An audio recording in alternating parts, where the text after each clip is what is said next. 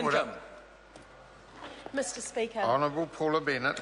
Mr Speaker, I just want to thank the speakers that just sat down, and what they've actually pointed out is something that's really important. So isn't it interesting, though, from the Labor Party, what we haven't had a discussion on is welfare.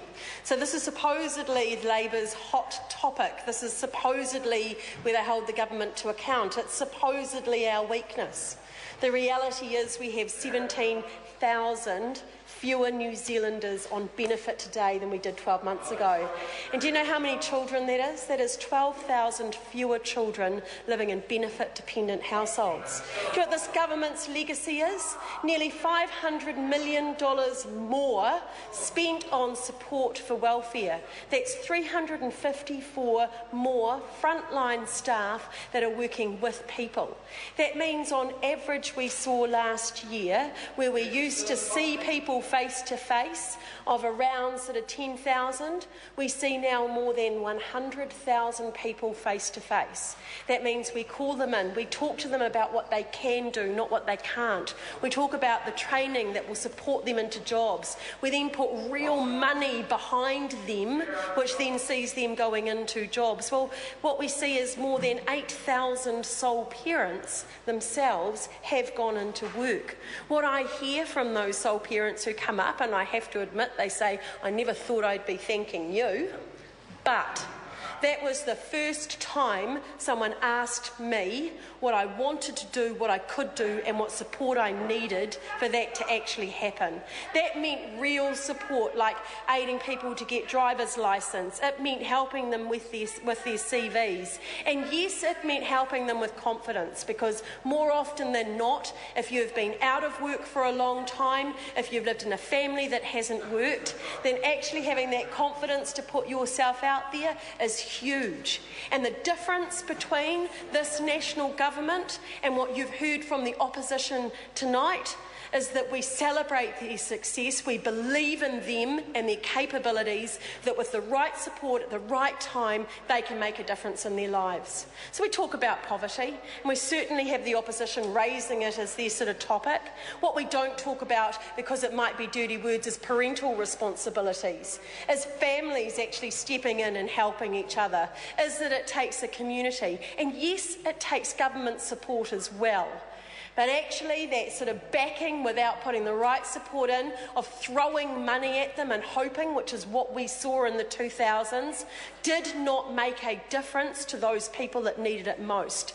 It is hard, complex work that needs a wraparound support that will lead people to independence. And that is the difference for families that are struggling in New Zealand.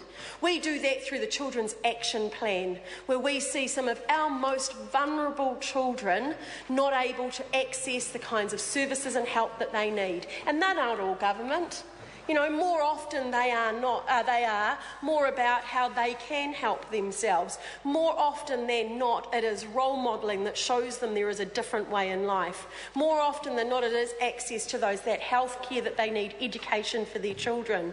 And while we're at it, we will talk about education, because without a doubt, getting those children into ECE, seeing them stay in school longer, will hold the biggest difference. We see a huge reduction, 30% reduction in teen pregnancies and teen births in this country. That is something to celebrate. I myself go around every teen parent unit I can and meet every teen parent that I can, because I know that you know the best thing I think about being a teen mum, and I'm one myself, you get to love your children longer. Have them earlier, you actually get to have them for a bit longer, and you get to love them a bit longer. But you know what those girls can do? And they sit in front of me and I say to them, so why are you here? Why are you in education? And they'll go, because you told us we had to, because we couldn't get the benefit without it, because we've got to create a better future for ourselves. Every single determinant, every research you look at, every evaluation report will tell you how we know those children will do well. The one determinant that will make the biggest difference for those kids is their mum. mums. So their mother's educational achievement, whether they've got work experience and how solid their relationship is the best thing we can do for those kids. So what we are going to do, more than $40 million going into childcare so that that mum can be in some form of education. We actually set some responsibilities for them. We expect them to be in education if they want to benefit. We expect them to do budgeting, expect them to do parenting, and we're making a difference.